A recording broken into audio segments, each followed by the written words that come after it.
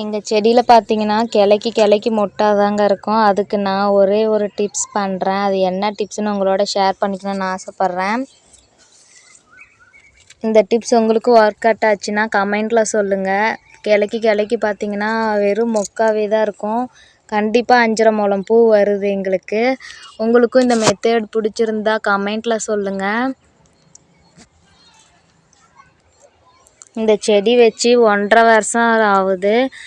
அதுக்குள்ளேயே இவ்வளோ ஹைட்டுக்கும் இவ்வளோ மொட்டைகளோட அவ்வளோ நல்லா அழகாக நிறைய பூ கொடுக்குது.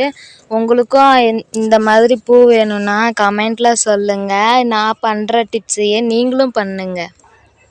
நீங்களே பாருங்கள் ஃப்ரெண்ட்ஸ். பூ வைக்காத கூட ஆசை வந்துடும். அந்த மாதிரி இப்போயே பாதி அறுவடை செஞ்சிட்டோம் நாங்கள்.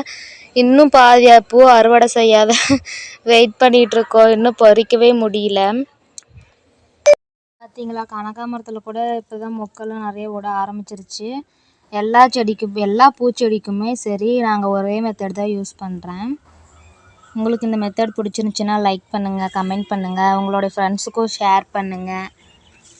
முக்கியமாக என்னோடய சேனலை சப்ஸ்கிரைப் பண்ணிக்கோங்க.